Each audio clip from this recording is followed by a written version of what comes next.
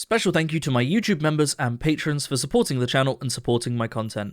How's it going, everybody, and welcome back to another subreddit video. Today we are going to be taking a look at r/TalesFromRetail. This is pretty much as it sounds. It's people telling stories from their experiences in retail. Funny that? I know. Very quickly before we begin, I just wanted to mention that in 2 hours as of this video going live, I will be live streaming over at my Twitch, so do consider going over to there and catching the stream. It's always a really good time. I stream every Thursday at 7 PM UK time, so if you want to catch the stream, please do, because it's always fun. Other than that, let's get into the subreddit, shall we? The day the decimal point moved over. Something that I just remembered from my time as a Blue Vest cashier. Something went very wrong in the computer system that affected all baked goods. Simply put, when you scanned any baked good, whether it be a regular or self-checkout, the decimal point on the price moved over one space to the right. So instead of your box of 2 donuts coming up as $2, it would come up as $20. Not sure how many people went through the checkout with large orders that included a pack of donuts or pastry and didn't notice. Once I realized what was going on, it wasn't terrible to fix, but it had to be manually done for everyone. Every single bakery item. They had their own barcodes, so they didn't have it in the quick lookup menu. We had to scan each item with a handheld scanner to see what it was being set at, then manually type in each item and price. The system made you type a description every time you did this. So slow. I felt really sorry for those who accidentally paid 10 times the price. This wasn't the first time this kind of thing happened. For a while, all steak rang up as filet mignon, regardless of the actual item, and charged accordingly. The wonders of technology, huh? It kind of makes me think of the fact that pretty much every supermarket, at least in the UK now, has moved over to self-checkouts, but you still have to have 3 or 4 people running around the self-checkouts because guaranteed every single order me and Leo would do, something would flag up as wrong, it would scan the weight wrong, or it wouldn't read a barcode, or God forbid Leo want an energy drink and need to be ID'd for it, you know? So it didn't really save all that much work. Customer is adamant that I owe her more change when I use the extra money she gave me for her change. I work in a grocery store as a cashier. It was a particularly busy day when this happened. Every till was open with lineups going down the aisles. A very stressful time on its own.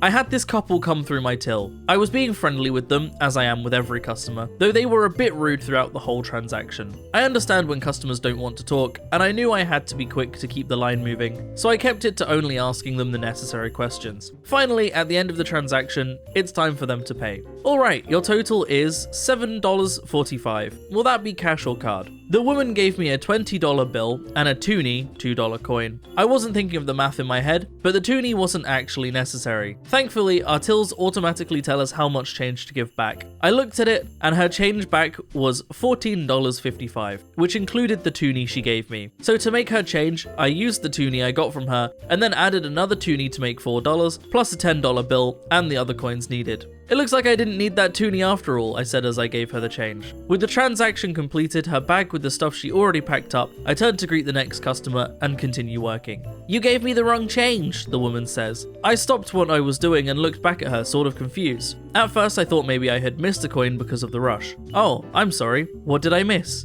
"You owe me another toonie." She laid out all the change I gave her and I counted it up in my head. Sure enough, all the money was there. Just to make sure, I asked for her receipt to double check the amount of change I owned. It was all correct. "I'm sorry ma'am, but looks like all the correct change is there." "No, I gave you $20 and a toonie. You gave me back the toonie and then this change. You owe me another toonie." "Ma'am, the toonie was too much extra. The change on the receipt includes that toonie I gave back to you. Is your change back?" "No, you're wrong. You still owe me another toonie. I think you need to start looking for another job." I was absolutely dumbfounded. There were still people waiting to be served in my line, and some of them were starting to move over to different tills. I was getting really stressed out and was starting to shake a bit, being on the verge of having a panic attack. I tried a couple more times to explain the math, but both the man and the woman were adamant that I was in the wrong. My co-worker at the till in front of me noticed what was going on and told me to call a manager. I grabbed the phone and paged the intercoms doing as she said. About a minute minute later, a manager showed up and asked what was going on. The woman said her piece and I explained what I had done. The manager did the same as me by looking at the receipt and counting the change. So your total was $7.45. You gave her $22 and she gave you $14.55 back. Yes, but she gave me back the toonie I gave her. She still owes me another toonie. The manager looked at me and then the woman. She gave you the right change.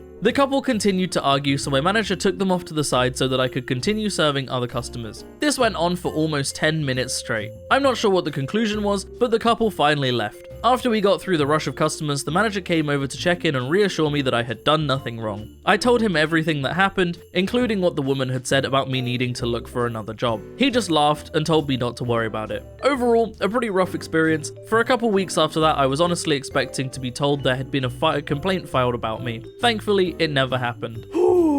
God, I don't understand people that are assholes to workers in general, you know, be they cashiers, waiters, you know, anybody that that has to deal with the public is in a really shit position because dealing with the public sucks. So I don't understand going out and being like, yeah, I'm gonna ruin someone's day today, but having the audacity to be given the correct change and probably go, oh, I could get another $2 out of this if I have a hissy fit, and then to be like, I think you need to look for another job actually, when you're the person that's trying to scam them out of an extra $2 is just insane. It's just actually insane, isn't it? Customer got my joke. I work for a local grocery chain that starts with an S. So bring the huge nerd that I am, I pull out the Evil Dead references. Thank you for shopping at S-Mart. Shop smart, shop S-Mart. A customer was checking out at the self-checkout when he finished up his transaction. I did my usual S-Mart quote. The customer actually knew what I was talking about. He turned out to be an Evil Dead fan. He had pictures of his collection of props on his phone that he showed to me. I couldn't believe it. Almost none of my customers know what I'm talking about when I make random references. One gentleman was wearing a Nakatomi Plaza t-shirt, and it took him a few seconds to catch up to my quip. So were you going to their Christmas party? Then when his brain caught up, he laughed. A wholesome story. I like that. Someone got your joke. That's awesome. This is one of those things that's like, you know, when it does happen and someone gets your joke and they appreciate your joke, it's gonna make your day. I like a wholesome story, especially after the story we just had. Asshat customer got mad at me for something another customer did. Disclaimer, this was about 3 months ago and I'm a self-checkout cashier. So this guy comes up to the self-checkout, scans his stuff, and sees that his item, a pack of 15 grout sponges, is not the right price. Here we go. So I ask him where it was. He says it was in a bin full of these things and the price listed was lower than what was being shown on screen. I say, okay,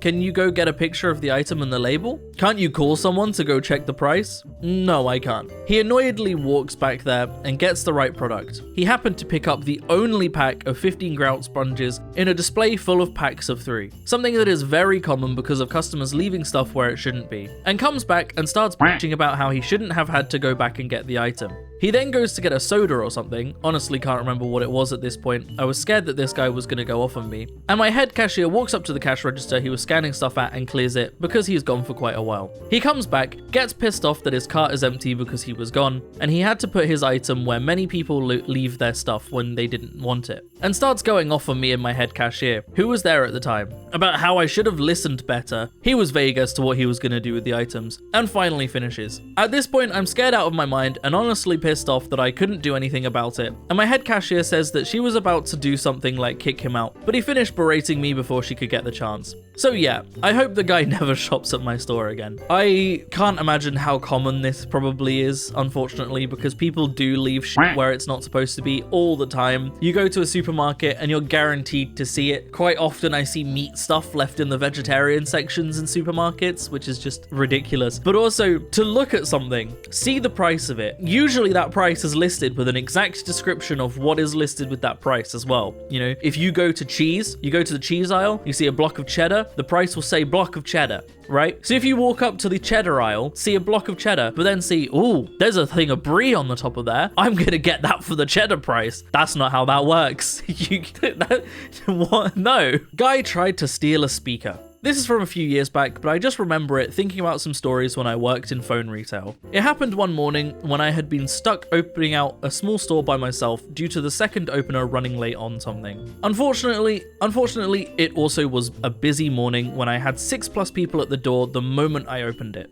Luckily, it wasn't my first rodeo opening by myself, so I set to work getting everyone situated before running the gauntlets of customer service. Luckily, most of them were just there to pay a bill when I got to the third person in the line. Now, this guy was definitely on something. You could tell by the way he carried himself, his mannerisms, and the way he talked. I forgot exactly what he came in for, but he tried to get into an account he didn't have access to. He then turned to leave, and I started to help the next customer. However, out the corner of my eye, I watched this man look up and down our accessory wall. For context, the store itself is a giant box with almost an entire left wall behind where we hung accessories at the time. The very end nearest the door was where we held our speakers, due to how corporate wanted us to display our products. Now, they were locked on the pegs, so you couldn't just pull the items off. Out of the corner of my eye, I watched this man hold up his jacket to cover him ripping a JBL speaker off the peg, breaking the tag you used to hang it by before he set it on a small side table we had near the front. He then began to hold up his jacket again to try and cover it, putting his hands in his jacket pocket and lifting them up and over the speaker to look inconspicuous. I told the customer I was helping to give me a moment. I walked over to the guy and put on my best customer service smile. "Hey there, sir. Were you looking at getting that speaker?" I asked. The guy then jumped because I don't think he realized I had seen him taking it. "Oh, no, I was just looking at it," was his response as he lowered his jacket and back away from the item. "Oh, alright. Since this seems damaged, I'm going to put it up front, then if you change your mind," I said, referring to the damage he had caused since now we couldn't hang it back on the wall. He looked a bit defeated and then walked out. I later told my awesome supervisor who was on the close shift and watched the cameras. You could clearly see him look back at me while I was helping the customer to see if I wasn't paying attention to try and rip the speaker off the wall. We had a good laugh at it. It's amazing that he thought that you wouldn't notice him trying to destroy a locked hanger as well to get it off. Like, that's not exactly subtle, is it? That's gonna be a pretty obvious method to get something off, is to go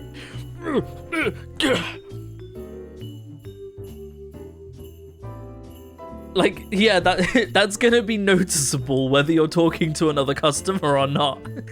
But that is where I'm going to end the video, everybody, so I hope you have enjoyed. As always, if you would like to support me in making more content like this, then I have a Patreon in the description down below, or equally you can click on that join button on the channel to support me. It helps a lot more than you might realize, but by no means should you feel like you have to. I'm going to keep making content regardless. If you do want to support me, however, hopefully starting next week, I will be having a Patreon and YouTube member only video going up every single week. So we'll be having 4 regular videos and 1 Patreon and member video going up every week. So if you do support me for as low as £1 a month, you'll get 4 extra videos every month, 1 extra video a week. So please do consider that. A huge, massive special thank you to all of the YouTube members and patrons that do support me though. All of your names are up on screen right now and it genuinely helps so much. So thank you to everybody that does. Genuinely means a lot. Other than that, thank you so much for watching, everybody. I hope you have enjoyed, and as always, I will see you in the next video. Peace out.